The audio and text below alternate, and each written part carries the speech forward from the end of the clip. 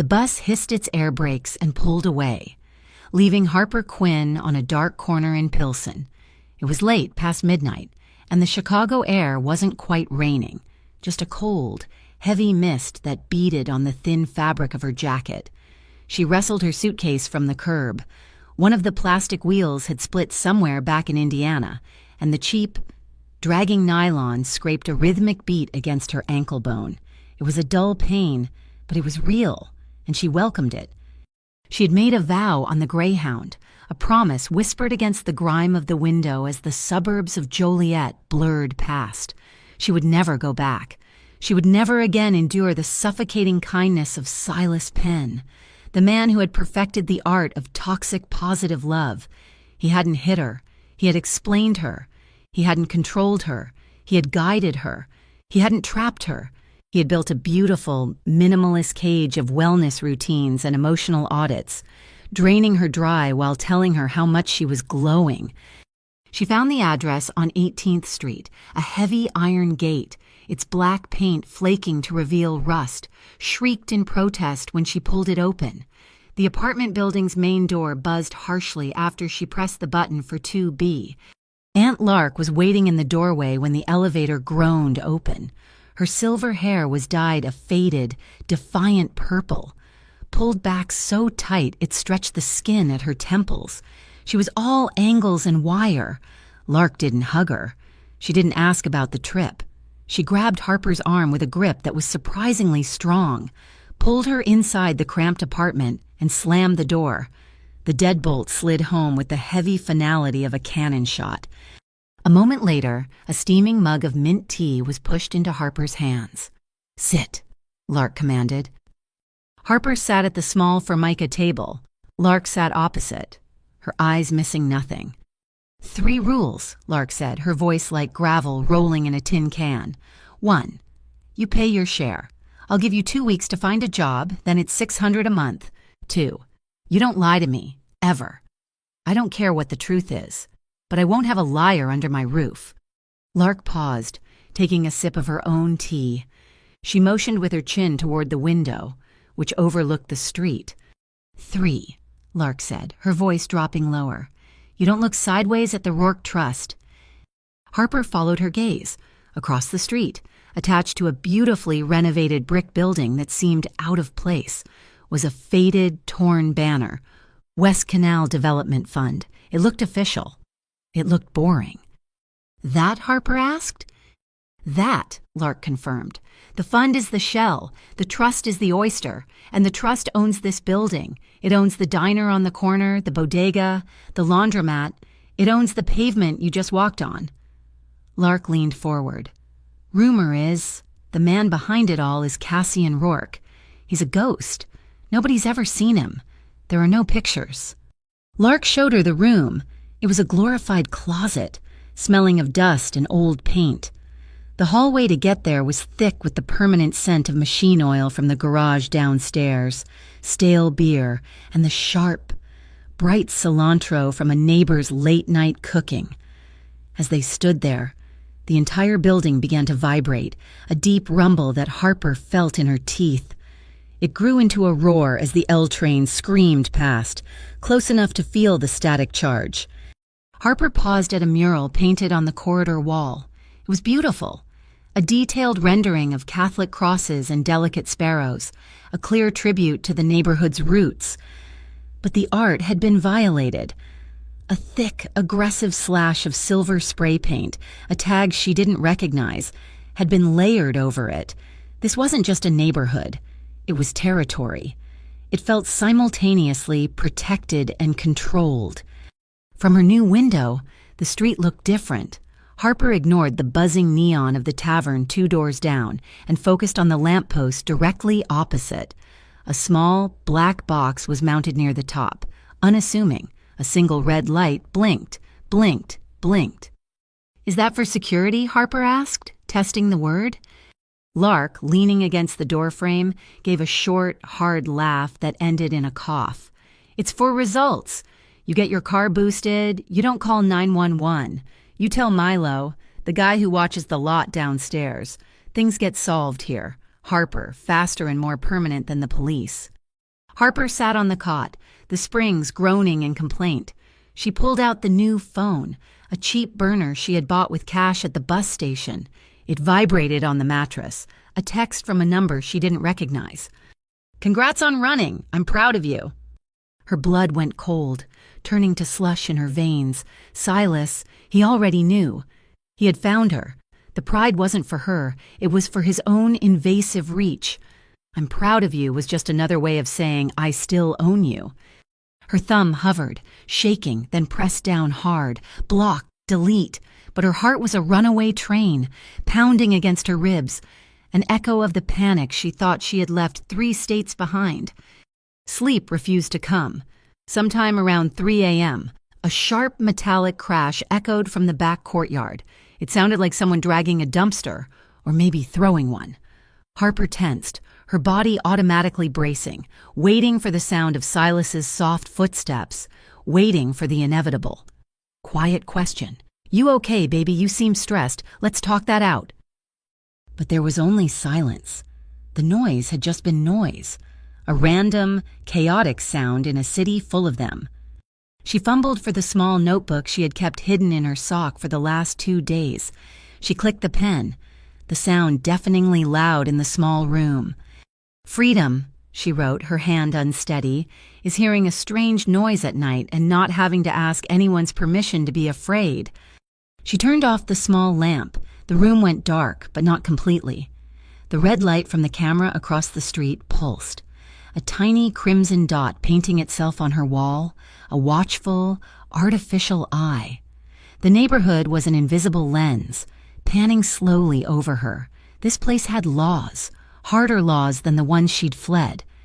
And somewhere, high up in a building she couldn't see, the man who wrote those laws was watching. Harper found work exactly 4 blocks from Lark's apartment, at the Chrome Finch Diner.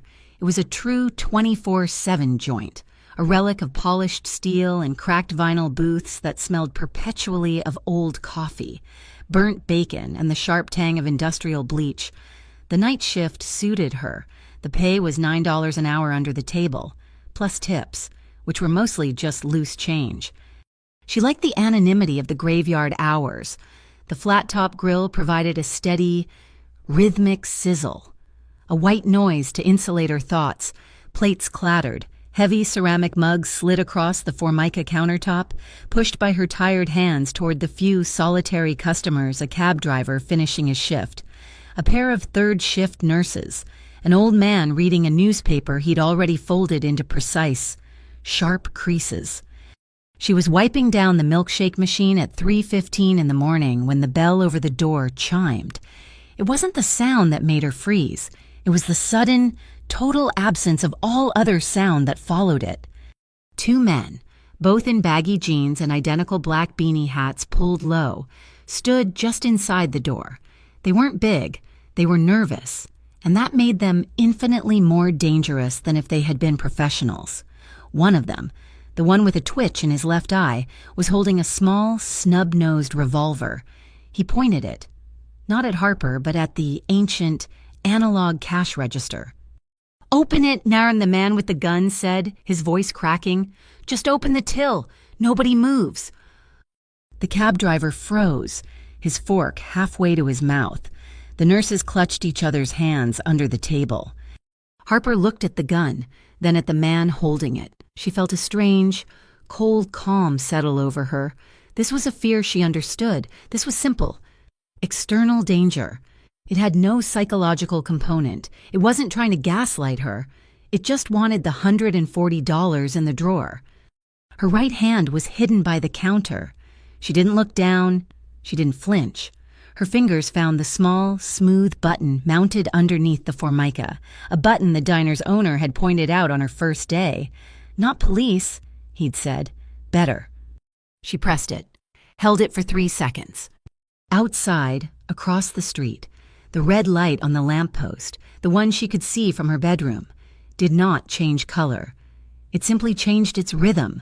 Instead of a steady, rhythmic pulse, it began to blink twice, pause, then blink again, a Morse code for the block. "Did you hear me?" the man shouted, stepping forward.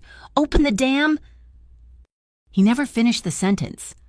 They didn't hear the cars. There were no sirens, no squealing tires. 3 immaculate black sedans, their paint absorbing the weak streetlight, just appeared. They rolled to a stop in a perfect silent echelon, blocking the diner's entrance. The engines made no sound. They idled with a low, expensive purr that was more of a vibration than a noise. The diner door opened. The man who entered was tall, and he seemed to fill the entire space with a sudden, oppressive pressure. He wore a heavy, dark wool overcoat, the kind that cost more than Harper's entire last year of wages, and it was buttoned all the way to the throat. Despite the mild night, his hair was dark. His face was angles and shadows. He didn't look at the robbers. He didn't look at anyone. He just was... This was Cassian Rourke. The man with the gun turned, his eyes wide with a new, different kind of terror. "Who the hell are you? Get back!"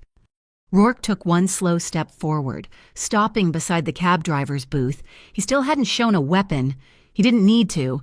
He looked at the 2 men, and his voice was a low, flat thing, a sound with no echo, a sound that expected and received total obedience. "Put it down." It was not a request. It was a statement of fact, like gravity.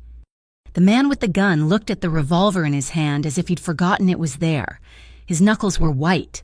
He tried to keep it raised, but his arm began to shake, then to fall, as if the muscles had been severed from his brain by that one quiet command, the invisible, crushing pressure of the block, of the man who owned the air they were breathing, was locking their joints. The gun clattered to the linoleum floor. The other man, who had been holding a canvas bag, dropped it. Its contents, a few packs of cigarettes and the diner's salt shakers, spilled out. Only then did Cassian Rourke's gaze move. It found Harper, still standing behind the counter, her hand still frozen near the alarm. His eyes were the color of the Chicago lake in winter, a cold, deep gray-green. He looked at her, and it was not a glance. It was an inventory. He scanned her from the cheap, worn sneakers to the exhausted circles under her eyes, to the defiant, stiff set of her jaw. He registered the tiredness. He registered the vigilance. And in a fractional, almost imperceptible way, he registered that she was not screaming, not crying, and did not, for 1 second, look like she needed or wanted a savior. A moment of absolute silence stretched between them, a play with only 2 actors, the rest of the diner a blurred set. Harper held his gaze. She did not nod. She did not whisper, "Thank you." She refused to be the rescued maiden in his kingdom. She just stood her ground, her back straight, her expression a flat, unreadable "what's next?" A flicker of something not surprise. Maybe respect passed through his eyes. He broke the contact first. He turned and walked out. No one spoke. A second later, 2 men, dressed as sharply as him, emerged from the other cars, grabbed the 2 paralyzed robbers by their jackets, and dragged them out of the diner and into the night. It was efficient, it was clean, it was terrifying. The black cars pulled away as silently as they had arrived. The cab driver let out a long, slow breath. The nurses began talking in high, fast whispers. On the counter, where Rourke had been standing, was a crisp, folded $100 bill. A note was tucked under it, scrawled on a piece of paper from a high-end, leather-bound notepad. "Rourke Trust supports night businesses. This covers everyone's tab." It was generous. It was also a claim of ownership. When Harper's shift ended at 6 a.m., she walked home, the $100 bill feeling heavy as lead in her pocket. Aunt Lark was at the table, smoking, the purple hair disheveled from sleep. "He showed up," Harper said. It wasn't a question. Lark took a long drag. "Rourke." "He paid for everyone's food." Lark blew a stream of smoke toward the ceiling. "How nice. Now you owe him." "I don't owe him anything," Harper snapped. "I was robbed. He stopped it." "And you think that was free?" Lark laughed that dry, hard cough again. "In this neighborhood, Harper, favors have the highest interest rate in the world. They're not saving you. They're investing in you. and they always collect. Harper threw the $100 bill onto the Formica table. Then I'll pay it back. I'm not his, and I'm not Silas's. She slammed the door to her tiny room.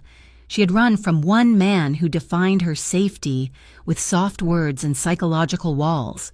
She had landed in a place run by another man who defined her safety with silent cars and a brutal, invisible fist. She knew his name now, Cashin Rourke. And worse, she thought, as she saw the red light blinking its steady. Normal pulse again. He knew hers. Harper began the work of turning the storage room into a space that was hers. It was not just a closet, it was a fortress. She spent $12 on a long string of tiny, yellow-globed lights, the kind that were supposed to look like old-fashioned bulbs. She strung them up along the water pipes, their warm, buttery glow pushing back against the room's permanent, damp shadows. It was a small, fragile claim on the darkness. On the floor, next to the cot, she placed a miniature digital voice recorder she had bought at a pawn shop for $20. It was her new ritual. Before she slept, she would record herself, not a diary, but a simple statement of fact. My name is Harper Quinn. It is October 26th. I am in Pilsen. I am in my own room. I am safe. It was an anchor. Silas had always told her what her reality was, his soft voice reframing her own feelings until she was lost. Now, her own voice, flat and unadorned, would be her compass. The next morning, after her shift, she was climbing the stairs, her legs aching from the concrete floor. When she saw it, a small, white paper bag sat on the floor mat in front of her aunt's door. It was still warm. Inside were 2 chicken empanadas, the pastry perfectly crimped. Milo, the parking lot attendant, was walking back down the hall. He was a compact man who said little, his face a roadmap of scars, but his eyes were always quiet. "Hey," Harper called out, holding the bag. He stopped, but didn't turn fully, just angled his head. "Boss said to support new people," he said, his voice a low rumble. "Said the night shift is hard. That's from the kitchen at La Muerte. They're the best." Before she could respond, he was through the stairwell door, gone. Harper brought the bag inside, her stomach tight. She was hungry, but the food felt heavy with obligation. Support new people. It wasn't a gift. It was a tag. It was the trust, Cassian Rourke, reminding her that he knew her schedule. He knew her shift. He knew where she lived. And he knew what she ate. The care was just another form of surveillance. Silas had done the same, bringing her green juice in the morning, a loving gesture that was really a note that he was monitoring her diet. She ate the empanadas standing in the kitchen, and she hated how delicious they were. The feeling of being watched was solidified an hour later. She was showering when her burner phone, left on the cot, buzzed. She wrapped a towel around herself and checked it. Another unknown number. It was a photograph. The quality was grainy, taken from across the street, but it was unmistakably her, hunched in her jacket, walking into the Chrome Finch diner. The timestamp was from that morning, just before her shift. Her breath hitched. This was not Rourke's detached, systemic observation. This was personal. This was Silas. He had eyes in Chicago. He had followed her. Or he had hired someone. The proud of you text had been a test. This was the proof. Her hand was perfectly steady. She did not panic. She did not cry. The woman who had fled on the bus would have shattered. The woman who had faced a gun in a diner, who lived in a room with a single string of lights, just held the delete button, watching the progress bar erase the image. She blocked the number. She put the phone down, but the room was suddenly colder, the walls pressing in. That evening, she went down to the street to help Lark. Lark and Suds was in the building's basement, a small, humid laundromat that Lark ran with an iron fist and 3 aging, coin-operated machines. Harper was wiping down the folding table when the air in the room changed. The humidity suddenly charged with a different energy. Cassian Rourke was standing just outside the open-air entrance, a set of concrete steps that led up to the sidewalk. He was not in his wool overcoat tonight. He wore a simple, dark Henley that showed the defined, hard lines of his shoulders and arms, and dark jeans. He looked less like a ghost and more like a physical threat. He was not looking at her. He was looking at Lark, who was stubbornly refilling a bleach dispenser. "Lark," he said. His voice was just as quiet as it had been in the diner, but here, in the open air, it seemed to cut through the street noise. Lark did not look up. "Rourke." "Your fire suppression system," he said, nodding toward the red-painted pipes on the ceiling. "When was it last inspected?" Lark finally looked at him, her eyes narrow. "It works, past last spring." Cashin glanced up at the night sky. The wind was picking up, carrying the smell of the lake, a metallic tang. "Strong south wind tonight," he said, his tone conversational, as if discussing the weather. "Sparks travel far. You should get the pressure in those pipes checked again." It was a warning. It was a threat. It was, perhaps, an offer. With him, the lines were impossible to read. Harper stopped wiping. She walked out of the laundromat's alcove and stood on the bottom step, placing her on the same level as him. She had a disposable lighter in her pocket, the one she used to light the gas stove. She took it out. She flicked it on. The small, orange flame wobbled in the wind, a tiny, defiant pinprick against the twilight. She held it up, not to him, but in the space between them. "We're fine with sparks," she said, her voice clear. Cashin's gaze dropped from the sky to the flame, then to her. The tiny fire danced in his gray-green eyes. For the first time, she was close enough to see the details the shadows had hidden. The hard line of his jaw, the faint, silver scar that ran from just below his ear into his hairline. It was not a new scar. It was old, and it had healed clean. He did not smile. He simply watched the flame, then her. He held her gaze for 3 full seconds, a silent, heavy assessment. Then he reached into the pocket of his jeans. Not a gun, not a wallet, a single matte black card, thick as a credit card but with no markings. He held it out to her. "The button in the diner goes to the trust," he said. "It's for the block. It gets a general response." He pushed the card toward her. "If you need to sound your own alarm, you call this number. It's direct to me, not the trust." Harper looked at the card, then at his face. This was a test. This was a move in a game she did not understand. It was an offer of protection, but it felt like the loop of a leash. She took the card. His fingers were warm, and she flinched from the brief contact. Then, she did what she had not planned. She held his gaze, and she tore the card in half. The thick stalk was hard to rip, and it made a satisfying, violent sound. He did not react. His expression did not change. She handed one half back to him and slipped the other half into her own back pocket. "I don't need a direct line," she said, "but I'll keep half, just in case you need to be warned about me." For the first time, she saw something move in his expression. The corner of his mouth twitched. Not a smile, but the ghost of one. He took the torn half, nodded once, and turned. He walked up the steps and was gone, disappearing into the street-level shadows as if he had never been there. The steel gate to the laundromat courtyard slammed shut, its automatic closer hissing. Harper leaned back against the brick, the rough surface digging into her spine. She let out a breath she hadn't known she was holding. Her heart was hammering, a fast, uncontrolled rhythm against her ribs. She hated herself for it. It was a flutter, and she knew, with a sickening, sudden clarity, that it was not fear. It was want. Miles away, the L train screamed on its elevated track, a metallic howl against the rising wind. Chicago was a great, dark beast, and it was shifting its weight, promising the storm that was to come. The storm that Cashin had predicted didn't hit that night.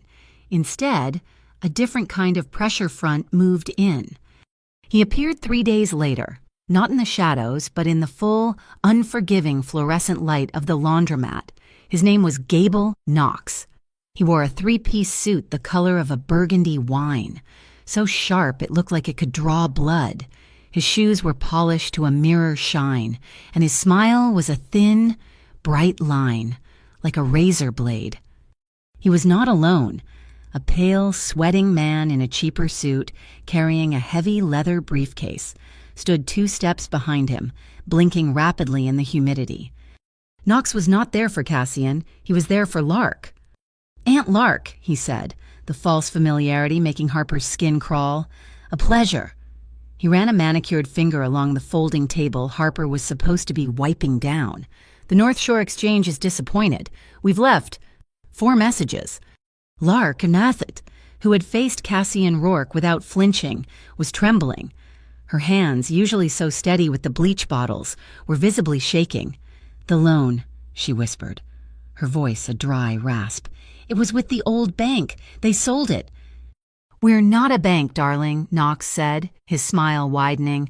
"We're a credit agency. We acquire distressed assets, and your loan for this lovely establishment is quite distressed." The lawyer stepped forward, opening his briefcase with a loud thwack. "Per the agreement," the lawyer lisped, "defaulting on payment triggers an immediate right to a structural and financial audit. We have a team scheduled for tomorrow, 10 a.m. "You can't," Harper said, stepping forward. She placed herself directly between Knox and her aunt. Lark was small and brittle. Harper was a solid, defiant wall. "You don't have a warrant." Knox's eyes, a bright, cold blue, shifted to her. He sized her up in a single, dismissive second. "We don't need one. We have a contract." "And," the lawyer added, puffing out his chest, "we will be accompanied by an observer from the Lakefront Organized Crime Bureau, the LOCB. It's a joint task force. They are very interested in assets tied to, this part of the city." Lakefront Organized Crime Bureau. It sounded official. It sounded terrifying. It sounded, to Harper's ears, completely fake. This was not a physical threat, this was a paper one, a weapon of ink and bylaws designed to crush a person like Lark. Lark looked like she was about to faint. Harper stood taller. "Paperwork," Harper demanded, holding out her hand. "Let's see the court order. Let's see the LOCB's official charter. Let's see your bar license." The lawyer sputtered. Knox's smile finally faded, replaced by a look of annoyance. He stared at Harper, truly seeing her for the first time. Then he did something strange. His eyes flicked up, past Harper, past the laundromat entrance, and toward the street. He looked directly at the lamppost, at the black camera box. It was a small, almost imperceptible nod, a greeting, a signal to the man he knew was watching. "Tomorrow," Knox said, his voice no longer smooth, but hard and final. 10 a.m. Be here. Or don't. We have keys." He turned and walked up the steps, his lawyer scurrying after him. That night, the neighborhood tried to forget. It was the night of the Pilsen Street Festival. The blocks around 18th Street were shut down, glowing with temporary lights. The air was thick with the smell of grilled corn, frying dough and incense, ranchera music, all bright horns and heartache, bled into the deep, vibrating bass of modern trap music coming from a parked car. Harper, unable to rest, walked through the crowd. She needed to be surrounded by life, by noise, by anything other than the suffocating, legalistic fear Knox had brought. And she saw him. Cassian Rourke. When he was not in the crowd, he was adjacent to it, standing in the deep shadows of an alley, watching a small, roped-off boxing ring, the sign above it, lit by a single bare bulb, read West Canal Youth Boxing, sponsored by the Rourke Trust. He was watching 2 teenagers, both in headgear, spar. He was teaching them how to fight, but in a controlled, safe environment. Harper did not hesitate. She walked straight from the colorful, chaotic street into his pool of shadow. He did not seem surprised to see her. He just turned his head, his gray-green eyes taking her in. "He was here," Harper said, her voice low and fierce. "Knox. He's coming back tomorrow." "I know," Cassian said. He turned his attention back to the ring. "He's using a fake agency, the LOCB. He's trying to scare her." "It's not entirely fake," Cassian said. his voice flat. "He pays 2 off-duty cops and a retired judge to sign his papers. It's enough to look real." Harper's frustration boiled over. "And you, what are you? He looked at your camera. He saluted you. Are you partners? Is this all just a game for you, deciding who gets to own the block?" She stepped closer, challenging him, invading his space. "You said you protect this place. If you own all of this, then prove it. Prove this is for protection, not just confinement. Prove you're not just a different kind of cage." Cassian finally looked down at her. The noise of the festival, the music, the laughter, all of it seemed to fade, leaving them in a cone of silence. "Protection," he said, his voice so quiet she had to lean in, "is not about stopping the storm. It's about setting the escape route before the fire." He gestured with his chin, not to the ring, but to the brick wall of the alley. "Look." A new laminated sign was bolted to the wall. It was a detailed fire escape plan for her building. "You're on floor 2, he said. "Your exit is the rear stairwell, not the elevator." He started walking, and she, caught in his orbit, followed. He led her to the back entrance of her own building, the one that opened onto the alley. He pointed to the heavy steel door. The old, complicated lock was gone. In its place was a simple, horizontal push bar. "One touch," he said. "No key, no deadbolt from the inside. They can't be chained. They can't be blocked. I changed the locks on every building on this street 2 days ago." He had known. He had seen Knox coming before Knox ever set foot in the laundromat. He hadn't stopped the threat. He had prepared for the collateral damage. As she was processing this, a new sound cut through the music, a high-pitched electronic whine. "Knox's eyes," Cassian said, his gaze fixed on the sky above the street market. A tiny, 4-propeller drone, no bigger than her hand, was hovering above the crowd, its small blue light blinking. It was filming the festival, filming the people, filming her and Cassian in the alley. Before Harper could even react, Milo, the quiet man from the parking lot, stepped out of an adjacent doorway. He was holding something that looked like a futuristic rifle. He raised it. There was a quiet thump, and a small, weighted net shot into the air. The net engulfed the drone, and the device fell, tangled and inert, into a trash can. A group of teenagers saw it. They cheered, thinking it was part of the festival, a high-tech party trick. Milo nodded once at the crowd, then melted back into the doorway, the net gun gone. The entire event had taken less than 5 seconds. Harper looked at Cassian. He had not moved. He had not given an order. He had simply let her watch the shield operate. He took one step back, deeper into the shadows. He had not touched her. He had not promised her safety. He had just shown her the complex, invisible machine he had built. He was showing her that if she needed him, he would not be her bodyguard. He would simply vanish from sight, leaving his protection in his place. The sky broke open. The first crack of thunder was not a rumble. It was a percussive blast, as if the air itself had shattered. A split second of white-blue light bleached the color from the festival, followed by a darkness so profound it felt like a power cut. Then the rain came. It was not a drizzle. It was an early summer deluge, a vertical wall of water that hit the hot pavement with a sound like a million drumming fists. The music stopped, cut off by the shorting of a speaker. The crowd dissolved. People shouted, grabbed paper plates of food, and ran, laughing and screaming, for the cover of doorways and awnings. Harper didn't run with them. She stood for 1 second, her face turned up to the sky, letting the cold, clean water wash the sweat and the fear and the tension from her skin. It was a baptism. Then she ran, not back to the apartment, but toward the darkest part of the block, where the streetlights had always been broken, toward the Plaza Orpheum. It was a skeleton of a building, a 1920s movie palace that had been dead for 30 years. Its marquee was a rusted metal grin, and its turquoise-tiled roof was chipped and broken. She ducked into the deep alcove beneath the marquee, huddling against the boarded-up doors, shaking the water from her hair. The alley beside the theater, the one he had vanished into, was suddenly lit by the headlights of a single black sedan that had pulled in, engine idling. Cassian Rourke stepped out of the car. He didn't seem to notice the rain. It slicked his dark hair to his skull, but he walked through it as if it were merely another element he had already accounted for. He did not go to the car's trunk. He did not go to his apartment. He walked directly to a small, unmarked steel door on the side of the Orpheum, a door Harper had assumed was welded shut. He saw her huddled in the alcove. He stopped, the rain plastering his dark shirt to his chest. He looked at her, then at the door, then back at her. It was an invitation without words. He produced a key.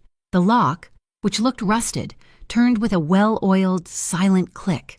He pushed the door open, revealing a square of absolute, profound darkness. He held the door and waited. Harper left the relative safety of the alcove and ran across the few feet of pavement. Slipping inside, the heavy door closed behind them, and the roar of the storm was instantly cut to a muffled, distant drumbeat. The air was not musty. It did not smell of decay. It smelled of old, dry velvet, of sawdust, and faintly of the ozone from the storm, which was seeping in through the ventilation. A beam of light, sharp and white, cut the blackness. Cassian had a small, powerful flashlight. He wasn't shining it at her, but upward, at the ceiling. "It's a silent restoration," he said, his voice quiet in the vast, dark space. "My grandfather used to be an usher here. I'm fixing the roof first." The flashlight beam found its target. High above them, the ceiling was a dome, painted a deep indigo and punched with hundreds of tiny, stippled holes. "The star ceiling," he whispered. "They used to light it from behind." They stood in the center of the ruined orchestra pit. The rain was a rhythmic, drumming sound on the massive roof, a primal percussion that isolated them from the world. "You talked about safety," he said. He was not looking at her, but at the beam of light he was tracing across the constellations. "I did," she said, her voice sounding small in the auditorium. "What's your definition?" he asked. "Not the one you're running from, the one you're running to." Harper thought for a moment. She looked at his profile, a hard, stoic silhouette against the darkness. "Safety," she said, testing the word, "is being able to say no without having to explain why." Cassian turned off the flashlight. The darkness that fell was absolute, but it was not frightening. It was calm. She could hear his breathing, slow and steady. She could hear the rain. She could hear her own heart. He nodded, a gesture she felt more than saw. "Good definition." A new, massive crack of thunder, this one directly overhead, shook the building. The sound was so violent it felt physical. Harper flinched, not from fear, but from the surprise. The small sound she made was all it took. He moved. The distance between them, 10 feet, became 1. She sensed his warmth before she saw him, a dark shape against the dark. He was close enough for her to feel the heat radiating from his body, to smell the rain on his skin. He stopped, a foot away. Before any contact was made, he was a shadow, but his voice was real. "If you want this, Harper," he said, his voice a low, rough thing that vibrated in her chest. "Nod." She did not hesitate. It was not a choice. It was a fact. It was the only thing in the world that felt true. She nodded, a small, secret movement that only he could see. He did not grab her. He did not lunge. His first touch was the back of his hand, the knuckles, brushing slowly, gently, down the side of her arm. It was a question. It was a greeting. She felt his breathing stop, then restart. Slower, his shoulders, usually so tense and high, dropped. Her own hand, which had been clenched into a fist, uncurled. She raised it, not to push him away, but to find him in the dark. Her palm found the center of his chest, flat against his shirt. His heart was a trapped bird, fast and frantic. But as she left her hand there, it steadied. It slowed, matching the rhythm of the rain. He leaned in. The first kiss was not a kiss. It was a breath, shared. It was warm, and it tasted of the storm.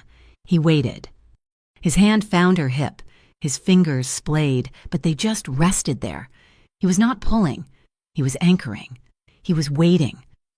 It was the second question. Harper gave the second answer. She threaded the fingers of her free hand up his chest, over his collarbone, and into the wet hair at the nape of his neck. She pulled. He came closer, and the kiss was no longer a question, but an answer. They moved together, a dialogue of touch. When she tensed, he would pull back half a step, his voice a whisper against her mouth. "You okay?" And she would smile, a real smile in the dark, and pull him back, her fingers tightening in his hair. His jacket, still damp, fell from his shoulders onto a row of velvet seats, the sound lost in the storm. A flash of lightning, bright and cold, lit the theater for 1 second, painting them in silver and shadow, a stark, beautiful silhouette of two people finding a new language.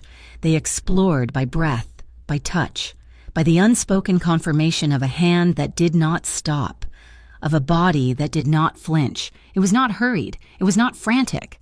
It was a slow, deliberate, tender affirmation of a choice, freely made. Later, they were not lying down, but sitting in the front row, his jacket now draped over her.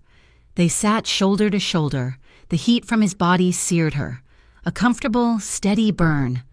Harper found herself smiling, a small, genuine laugh escaping her. "I've always hated being held," she said, the admission surprising her. It always felt like being trapped. She leaned her head against his shoulder. "But I think I like being held." Cassian did not tense. He just settled, his arm a solid weight around her. "I only hold," he said, his voice rough with an emotion she couldn't name.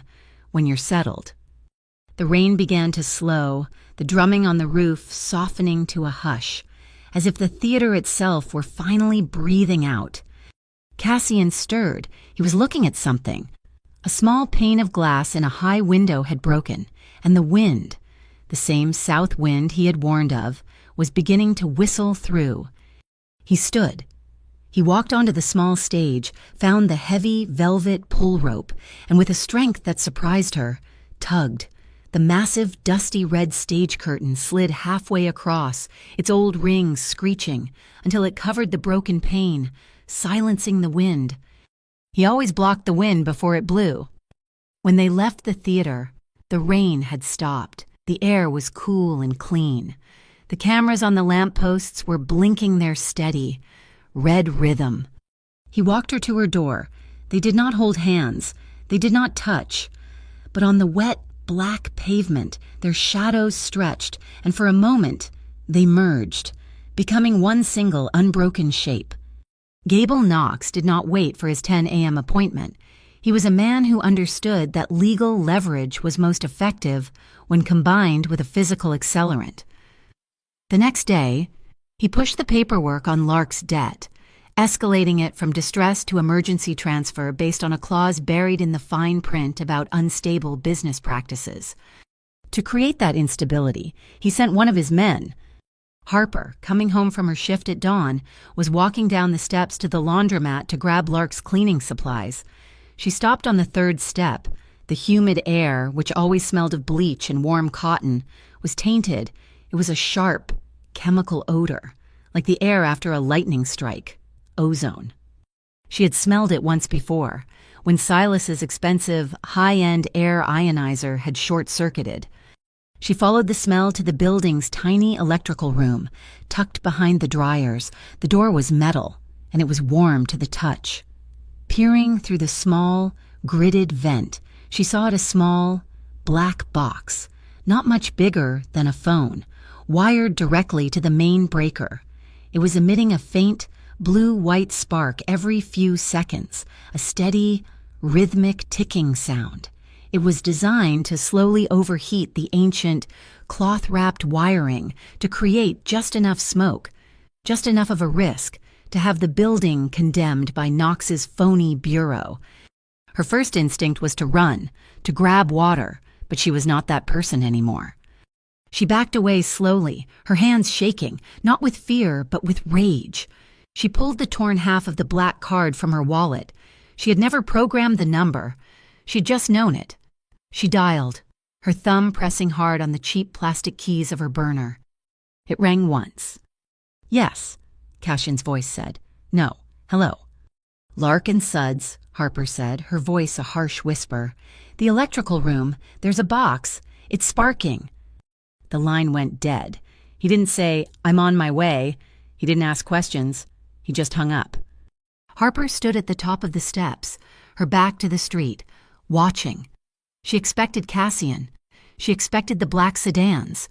Instead, less than 2 minutes later, a modified dark gray panel van, the kind used by electricians, screamed to a stop at the curb. It had no siren, just a strobing white light on the dash. The side was stenciled with a simple logo, West Canal 12. Milo was driving. 2 other men, dressed in the heavy, dark blue pants and shirts of a utility crew, jumped out. They carried a heavy-duty toolkit and a fire extinguisher. They didn't look at Harper. They moved with a calm, terrifying efficiency, like a pit crew. Milo nodded at her. "He sent us. Said you had a spark." "In there," she pointed. They were inside the electrical room in 5 seconds. Harper heard a sharp crack as one of the men used a long, insulated tool to pry the box from the breaker, followed by the hiss of the extinguisher. 10 seconds later, one of them emerged, holding the charred, still-smoking device in a heat-resistant bag. "Generator," the man said. "Meant to start a slow cook. Good catch." As they packed up, Harper pulled out her phone. She hit record, getting a clear video of the device, the bag, the van, and the scorch mark on the wall. Evidence. Milo watched her film, his expression unreadable. He waited until his men were back in the van, then he gestured across the street. He pointed to the pawn shop at its flickering red and yellow neon sign. "Knox's camera is in the O of loans," Milo said quietly. "He's been watching the front of this building for a month, but this..." He tapped the side of his head. "This was smart. He never saw you from the back." The gray van pulled away just as 2 new cars arrived. These were not Cassian's. They were white, official-looking sedans with the same slick, fake LOCB logo on the side. Knox himself stepped out of the first car, his wine-colored suit jarring in the morning light. The sweaty lawyer was with him. "This is it," the lawyer announced, holding a clipboard. "We've had an anonymous tip of an imminent fire hazard. Per the city code, we are sealing this property for public safety." "That won't be necessary," a new voice said. Cashin Rourke was standing at the top of the alley, where he had been a few nights before. He was not in a suit, and he was in his work clothes, the dark Henley and jeans, as if he had been interrupted. A thin, older man in a perfectly tailored, very expensive suit stood beside him, holding a briefcase. "My client," Cashin's lawyer said, his voice as smooth and cold as marble, "owns the note on this building, and you are attempting to seal it based on a hazard that my client's own team has just neutralized." Knox's smile faltered. "Your team?" "West Canal 12 is a private, civilian fire safety initiative, fully licensed by the city," the lawyer continued, his voice projecting.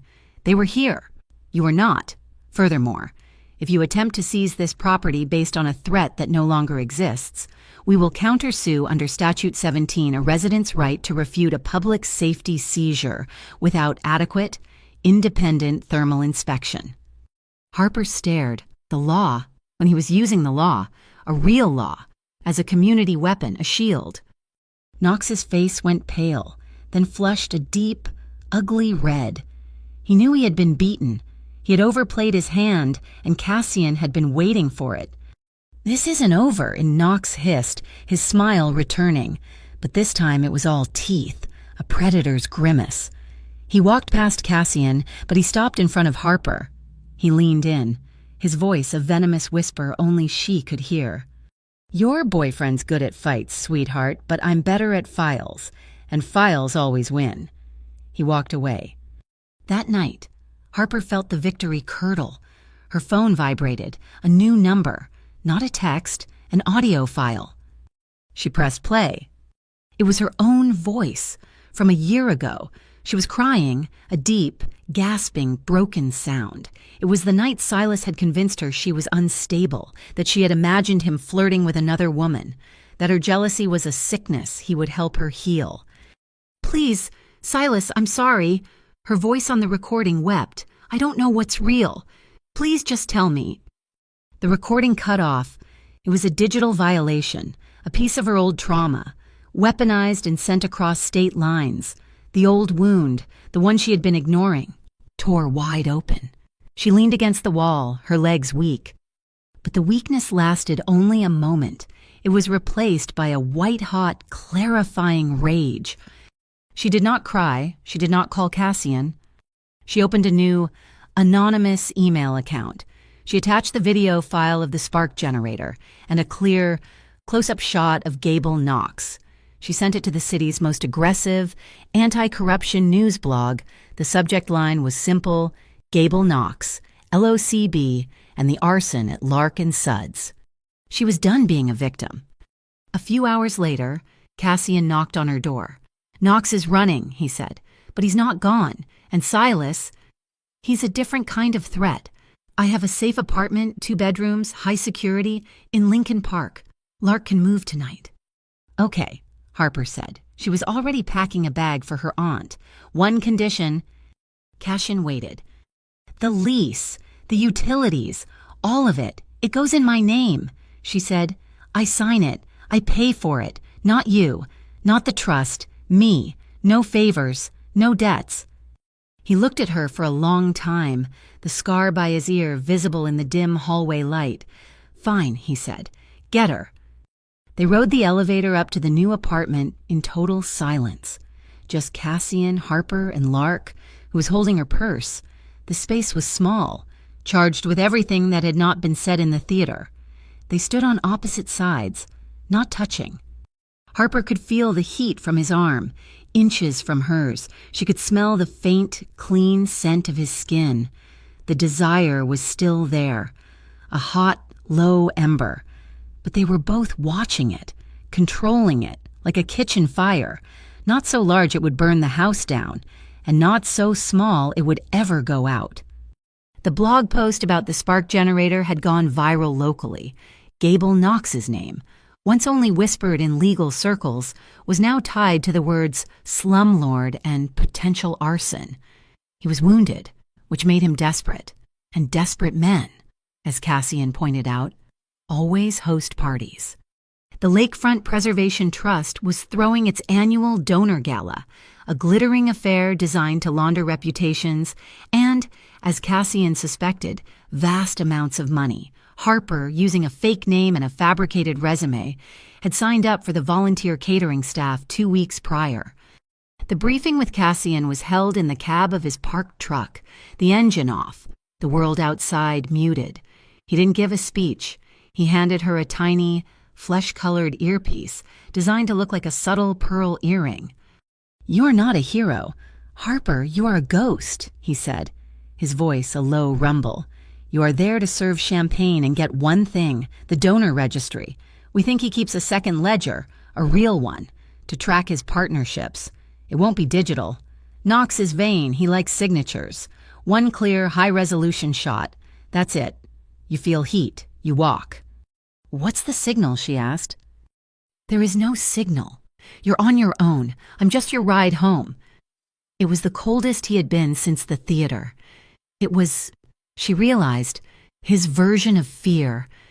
The ballroom was a testament to obscene wealth. A massive, glass-roofed conservatory on the top floor of a downtown skyscraper. The city lights of Chicago glittered below like a fallen constellation. Men in $1,000 tuxedos and women in liquid silk dresses drifted through the air, which was thick with the scent of lilies and expensive perfume. Harper's dress, a simple moss-green sheath, made her blend in perfectly with the other servers. She moved through the crowd, her tray of champagne flutes held high, her eyes scanning, not for Knox, but for the backstage. Gable Knox took the podium, his wine-colored suit traded for a classic, immaculate tuxedo. He smiled, his razor blade grin now one of benefaction. "Revitalizing our beautiful shoreline," he purred, "is not just a duty, it is a passion. It is about clearing away the distressed elements and creating a safe, clean, and profitable future." That was her cue. While the crowd was focused on him, Harper slipped through a heavy, damask-curtained doorway marked Staff. The backstage was a brightly lit, chaotic warren of stainless steel and stressed-out event planners. Harper walked with purpose, as if she knew exactly where she was going. She found the office, a temporary room set up with computers and file boxes. A stack of empty, banker's gray boxes sat in the corner, next to a stack of full ones labeled Gala 2024, Donor Info. She waited. A frantic man in a headset ran in, grabbed a laptop, and ran out. Harper moved. She peeled the label from a full box and the label from an empty one, swapping them in less than 3 seconds. She tucked the now mislabeled empty box under her arm and walked out, heading for the service closet. She was almost there when a sharp, nasal voice cut through the chaos. "You? Green dress. Where do you think you're going with that?" A woman with a severe black bob and a clipboard, Vera Cade, Knox's executive assistant, was marching toward her. Harper's heart hammered. She stopped, turned, and gave the woman a wide, bright, slightly stupid smile. "Oh, thank goodness I am so lost. They told me to get the wine pairings for table 9, but the sommelier is intense." She affected a slight, breathless panic. Vera Cade rolled her eyes, her gaze flicking from Harper to the box. "Why are you holding that box?" Then, they were moving them, and this one was in the way of the wine fridge. Harper lied, beaming. "This champagne, the one you're serving, it's amazing. Is it a vintage?"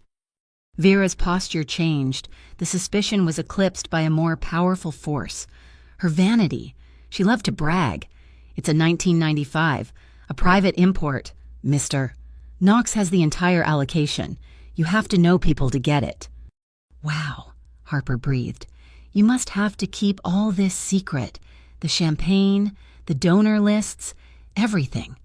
She gestured at the box. Vera scoffed. "Please, this is nothing. The real ledger is locked up. Digital security is for fools. We use the old-fashioned kind." She tapped the side of her head. "A safe?" Harper asked, her voice pure, innocent curiosity. "A 30-year-old chub," Vera said proudly. "Mister, Knox thinks I'm a genius. The password is my baby, plus the year we opened the exchange. Simple, unhackable." "Your baby, Harper said.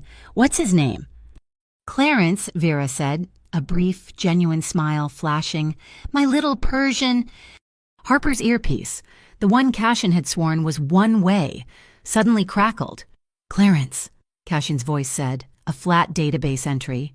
"And the North Shore Exchange opened in 2006. Get out!" Harper smiled at Vera.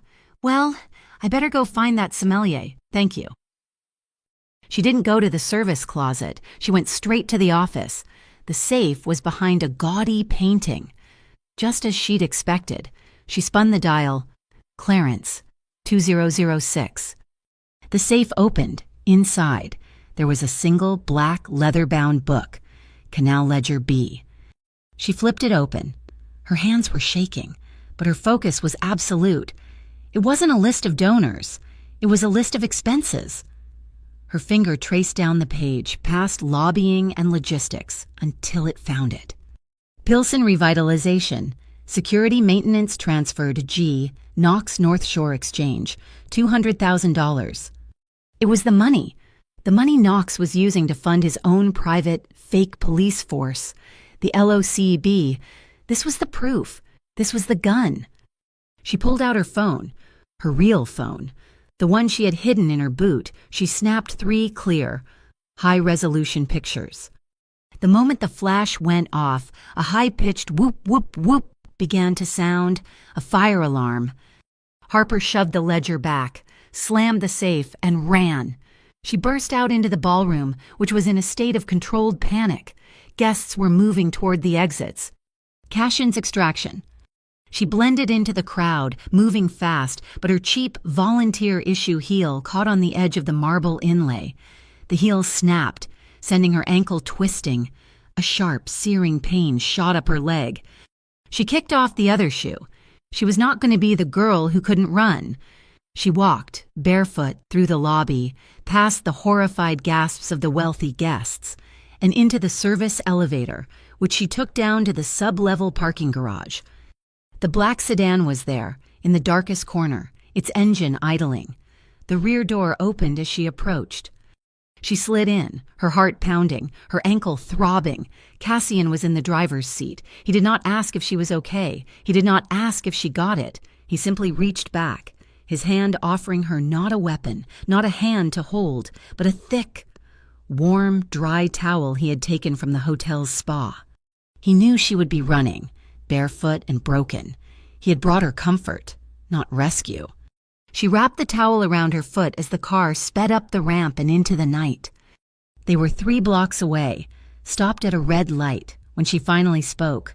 "Got it," she said, her voice hoarse. He just nodded, his knuckles white on the steering wheel. The silence was thick. The red light seemed to last an eternity, a small, private pocket of time in the chaos of the night. He turned, and in the crimson glow of the stoplight, he looked at her, really looked at her, and she looked back. She leaned over the console, and he met her halfway. The kiss was not the slow, tender exploration of the theater. It was hard and fast and desperate. It was not about love. It was about proof of life. It was a single short punctuation mark in a sentence that was still too long and too chaotic to read. The light turned green. He pulled away. The next morning, Harper walked into a bank on the north side. She used the last of the cash she had earned at the diner to rent a small, private safe deposit box. She placed a single, small USB drive inside it. On the drive was 1 copy of the photos she had taken. She, and she alone, now owned the key. Her trust, her future, her escape plan was not in a man's hands. It was in a steel box, rented in her name. The morning after the gala, the retaliation was swift, but it wasn't aimed at Harper. It was aimed at the king. Knox, knowing he was exposed, moved first. He didn't use street thugs. He used his officials. At 7 a.m., 3 of the white LOCB sedans, looking impossibly official with flashing dash lights, pulled up to the curb outside the youth boxing gym. Cassian was just leaving. They didn't put him in handcuffs immediately. They were polite. It was a performance for the street, which was just waking up. Cassian Rourke, one of the off-duty cops, looking stern in his fake uniform, asked. Knox stepped out of the 3rd car, his smile a thin, bright wound in the gray morning. He was holding a file, a comically thick one, bound in blue. "Mr. Rourke," Knox said, loud enough for the gathering neighbors to hear. "You're being brought in for questioning regarding a multi-year investigation into systemic real estate manipulation and racketeering." He handed the thick, fake ledger, the one he had created, to the officer. It was his masterpiece of forgery, designed to paint Cassian as the predator Knox himself was. It was a masterful, preemptive strike. Harper watched from her aunt's new window in Lincoln Park. She had been warned by a text from Milo. "They're taking him." She did not panic. She did not call Cassian's lawyer. She got dressed. Her first stop was a small, dusty office over a taco shop. The sign read, Lakefront Public Defender Collective. She knew from her research Cassian had unknowingly funded by paying for her secure apartment's high-speed internet that the Rourke Trust had anonymously seeded this collective's entire budget 3 years ago. She walked in. The young, idealistic lawyer who met her was expecting a rental dispute. "I'm not here for me," Harper said, sitting down. "I'm here for Pilsen. You were founded to protect the community from predatory development." "Right."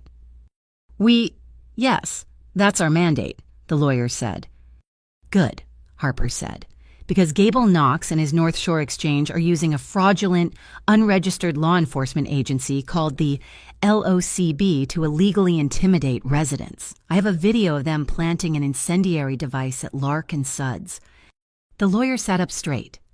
Now, Harper continued, they have escalated. They've arrested a local business owner, Cashin Rourke, on fraudulent charges. They are trying to seize his assets. This is not about one man. This is about Knox setting a precedent.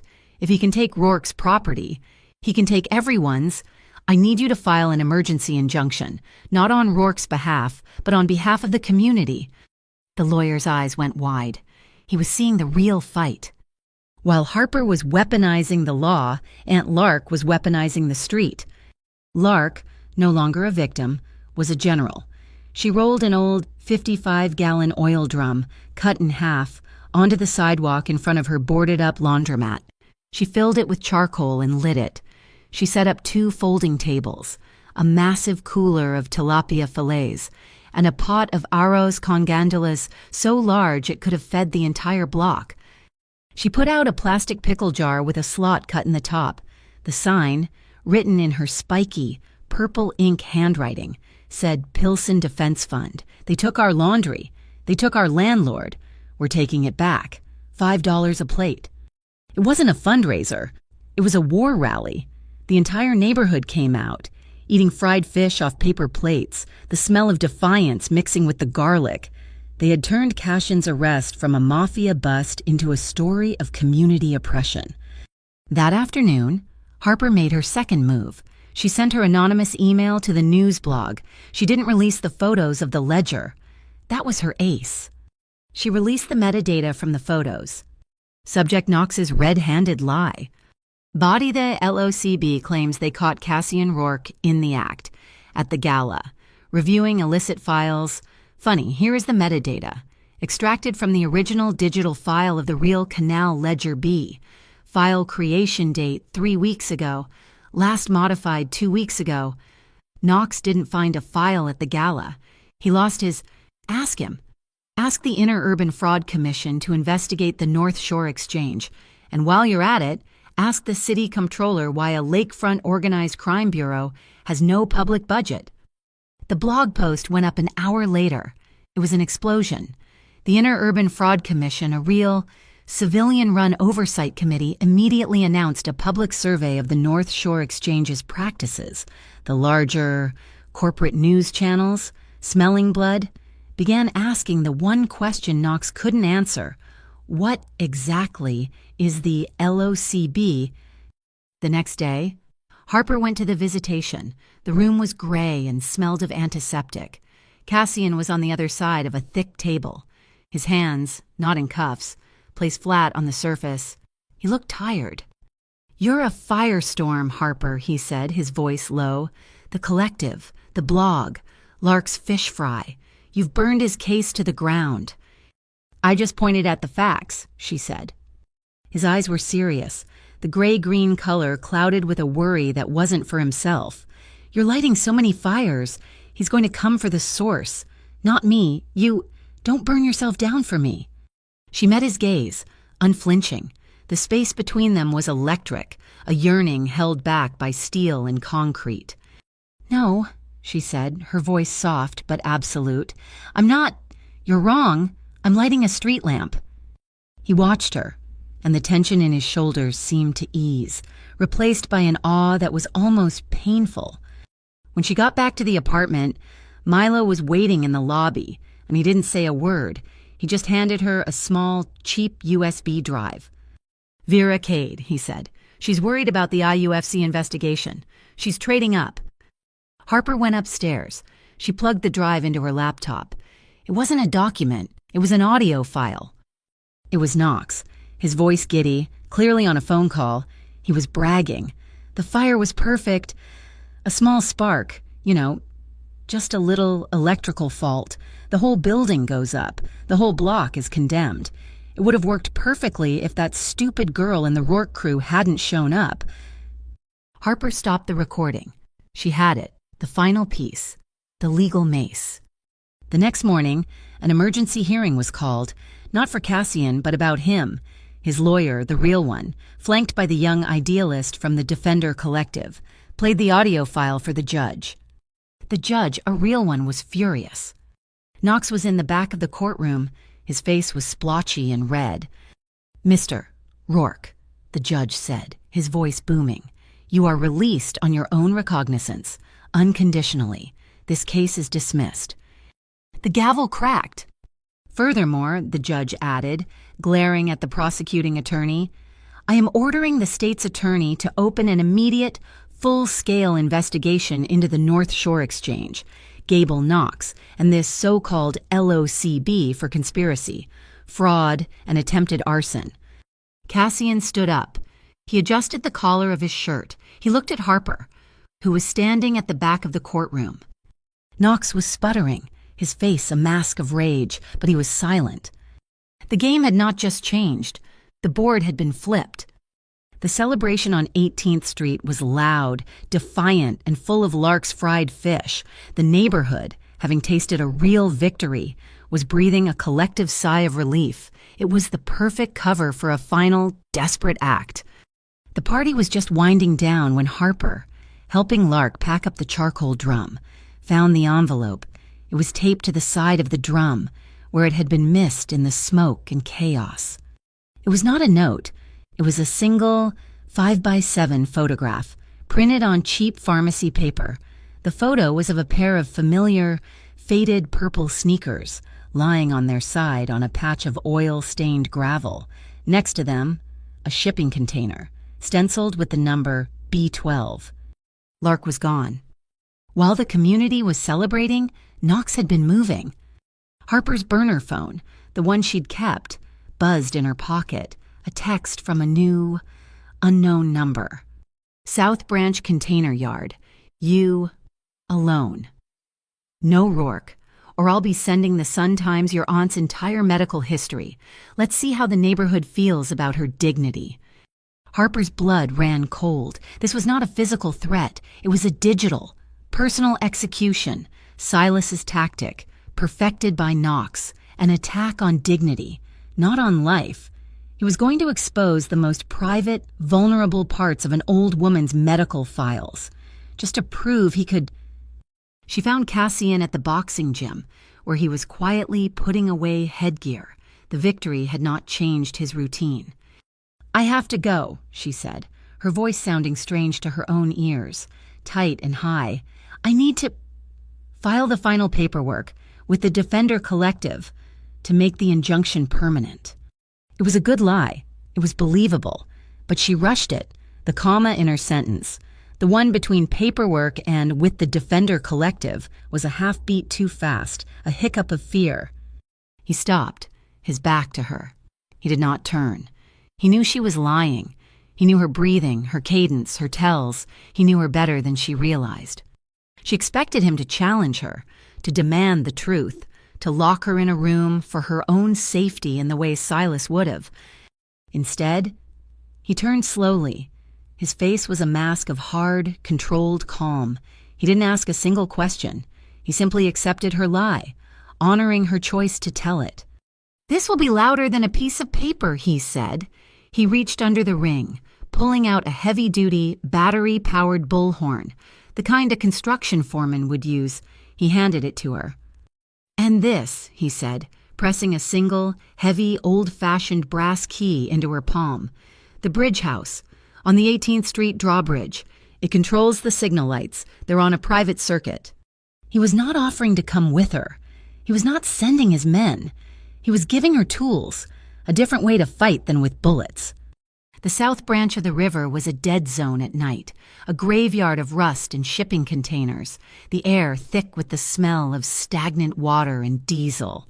The wind whipped off the black, churning river, cold and sharp. Harper walked, alone, into the center of the yard, the bullhorn heavy in her hand. She found the container marked B12. She stood in front of it. She took a deep breath. She did not call out. She did not beg.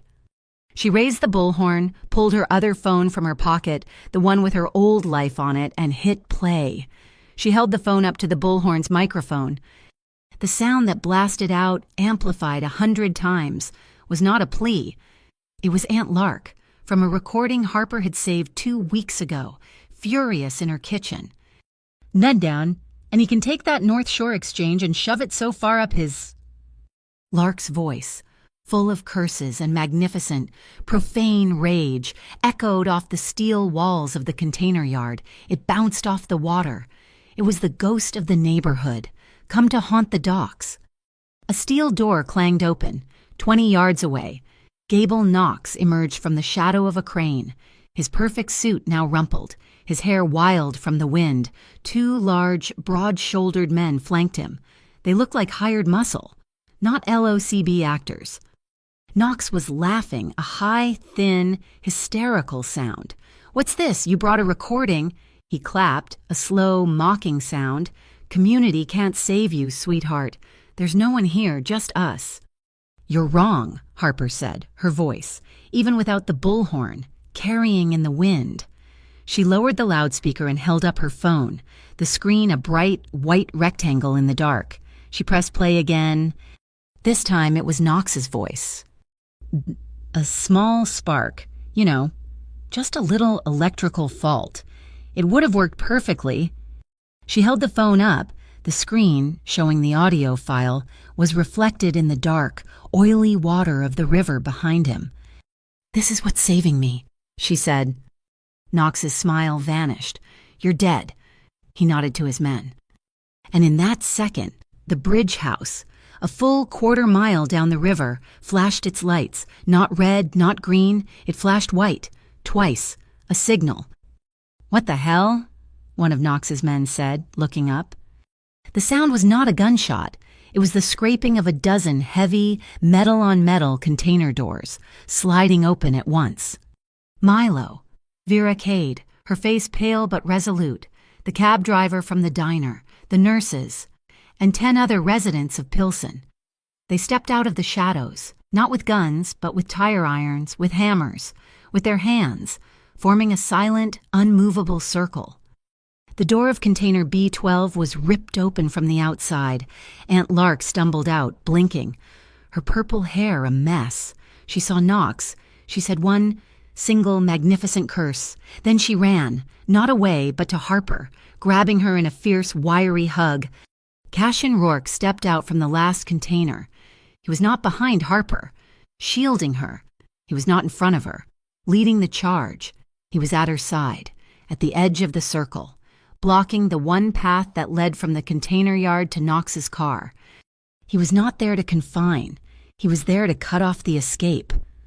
"It's over, Knox," Cassian said. Knox finally snapped. He was a cornered animal. He ripped a gun from an ankle holster, his hand shaking. "I'll kill you all, I'll kill her." He pointed the gun at Harper. Cassian did not move. He did not draw a weapon of his own. He was completely, terrifyingly calm. He just pointed. "Up." Knox, confused, followed his finger. On the other side of the river, a massive 20-story digital billboard, the kind that advertised beer or cars, flickered. It was not advertising beer.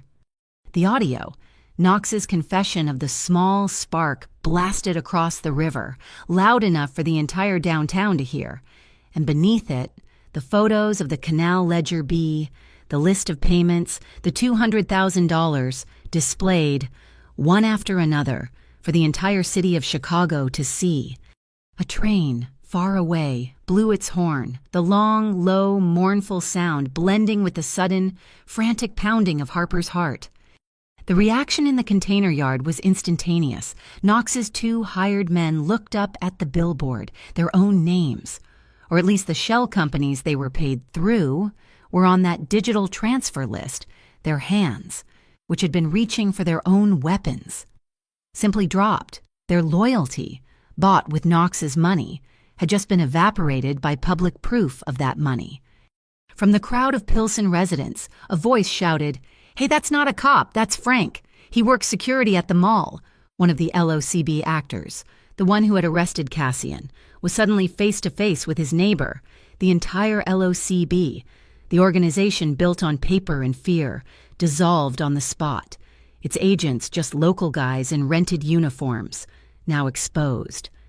A new set of headlights flooded the yard. The real press, alerted by the blog's anonymous tipster, arrived, along with a black town car from the Inner Urban Fraud Commission.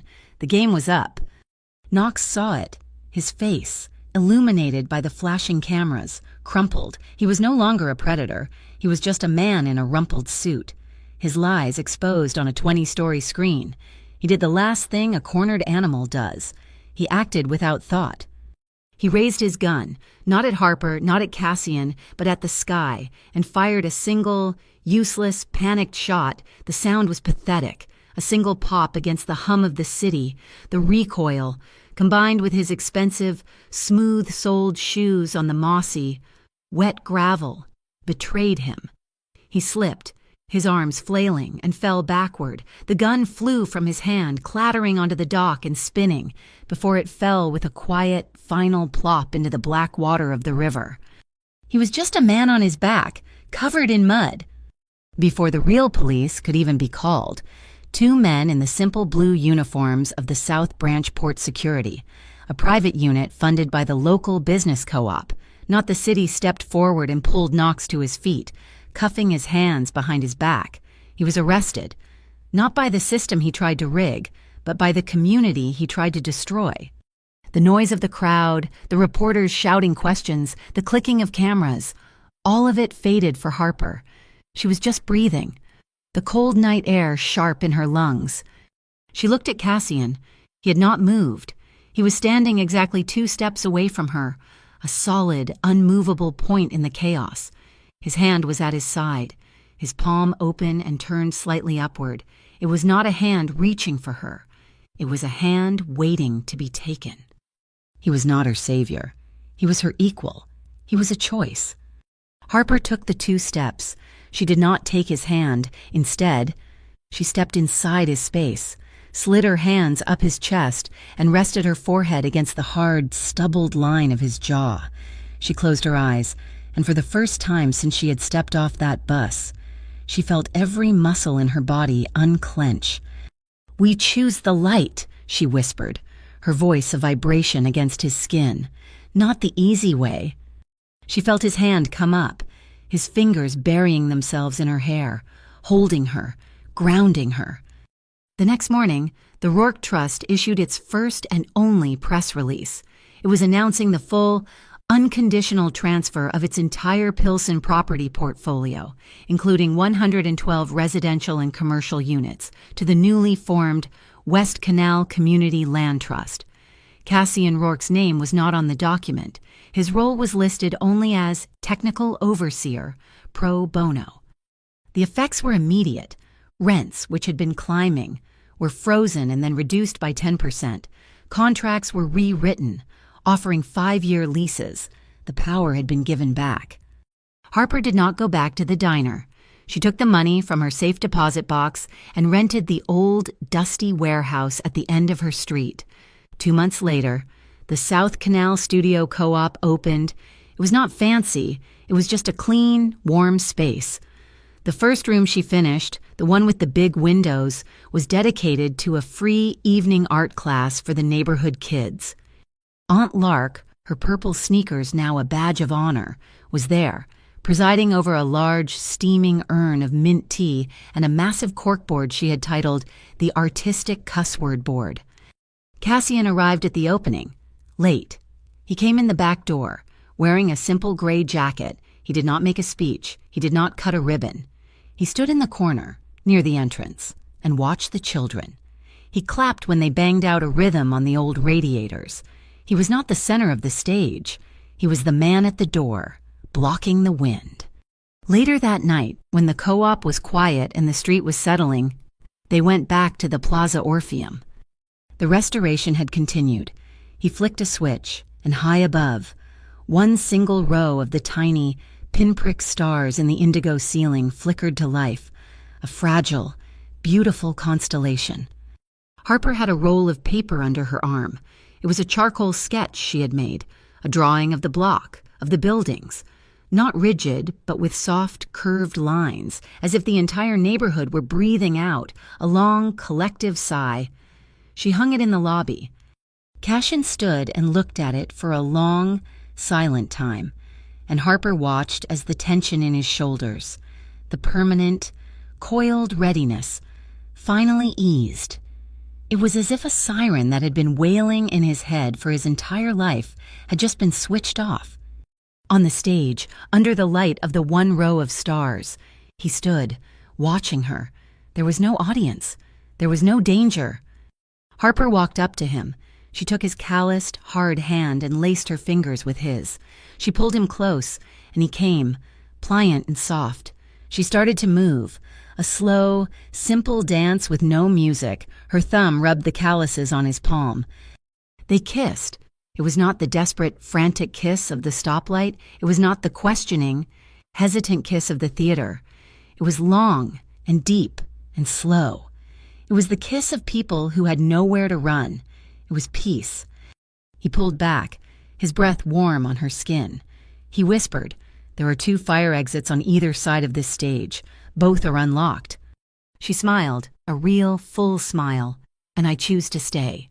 He kissed her again, and they sank down onto the old, dusty, red velvet of the stage curtain, which was piled in the corner. Their breathing synchronized, slow and even. They were not hiding. They were home. The curtain, still hanging, shifted in a draft. Closing halfway, it left a single, thin sliver of light from the street. Outside, the neighborhood rumbled, the L train wailed, and the city lived. But in that frame, the final knot had been untied. It had been untied by community, by a new set of rules, and by a love that had learned to ask, "You okay?" before it ever took a step. Thank you so much for listening to this story. Let me know where in the world you're tuning in from in the comments so we can connect. And please share your thoughts. Be sure to subscribe to my channel, Mafia Boss Story, like this video, and give it an extra boost by hitting that hype button so this story can be heard by more people.